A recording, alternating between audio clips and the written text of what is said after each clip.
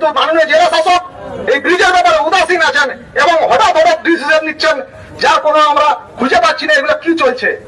আপনারা দেখছেন বাংলার আওয়াজ। খুকুরদহ ব্রিজের সামনে 30শে জানুয়ারি বৃহস্পতিবার সকাল 10টা নাগাদ পথ অবরোধ করল ট্রাক অ্যাসোসিয়েশনের পক্ষ থেকে। ট্রাক অ্যাসোসিয়েশনের দাবি একটাই, খুকুরদহ ব্রিজ নির্মাণ হোক, না হয় রিপেয়ারিং এর কাজ অবিলম্বে শুরু হোক। রাজ্যের ট্রাক অ্যাসোসিয়েশনের পক্ষ থেকে এসেছিলেন আনাসবাবু ও পশ্চিম মেদিনীপুর ট্রাক অ্যাসোসিয়েশনের পক্ষ থেকে সম্পাদক প্রদীপ মণ্ডল সহ কয়েকশো সদস্য উপস্থিত হয়েছিলেন।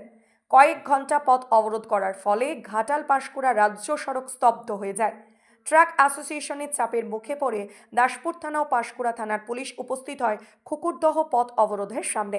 ট্রাক অ্যাসোসিয়েশনের পক্ষ থেকে জেলা শাসককে তীব্রভাবে আক্রমণ করেন।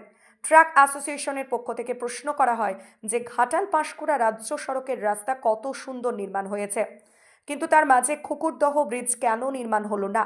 এর জন্য দায়ী মাননীয় জেলা শাসক। দাসপুর থানার পুলিশ ও পাঁশকুড়া থানার পুলিশ ট্রাক অ্যাসোসিয়েশনের সাথে কথা বলেন এবং আশ্বস্ত করেন যে ঘাটাল মহকুমার শাসক আপনাদের সাথে কথা বলতে বা দেখা করতে ইচ্ছুক।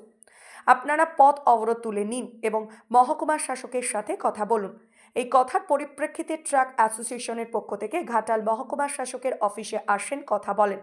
মহকুমার শাসক সুমন বিশ্বাস মহাশয় বলেন, আপনারা লিখিত আকারে আমাকে আপনাদের সমস্যার অবগত করান, আমি বিষয়টা অবশ্যই দেখব। ঘাটাল মহকুমার শাসকের কথার ভিত্তিতে আজ খুকুরদহ ব্রিজের সামনে পথ অবরোধ বন্ধ হলো। তবে ট্রাক অ্যাসোসিয়েশনের পক্ষ থেকে প্রদীপ মণ্ডল বলেন, মহকুমার শাসক কথা দিয়েছেন, সেই কারণে আমরা পথ অবরোধ তুলে নিয়েছি। দেখা যাক মহকুমার শাসক আগামী দিনের ঘাটাল পাঁশকুড়া রাজ্য সড়কের খুকুরদহ ব্রিজ নিয়ে কি সিদ্ধান্ত নেন। সব মিলিয়ে বৃহস্পতিবার 11টা থেকে দুপুর 1টা পর্যন্ত তুলকালাম হয়েছে খুকুরদহ ব্রিজের সামনে। ট্রাক অ্যাসোসিয়েশনের পক্ষ থেকে প্রদীপ মণ্ডল বলেন, আগামী দিনে যদি মহকুমার শাসক সদুত্তর না দেন তাহলে আমরা বৃহত্তর আন্দোলনে নামতে বাধ্য হব। ঘাটাল থেকে নকিবুল ইসলামের রিপোর্ট, আপনারা দেখছেন বাংলার আওয়াজ। 2022 থেকে আমাদের মহকুমা ব্রিজ অবরুদ্ধ করে রাখা আছে।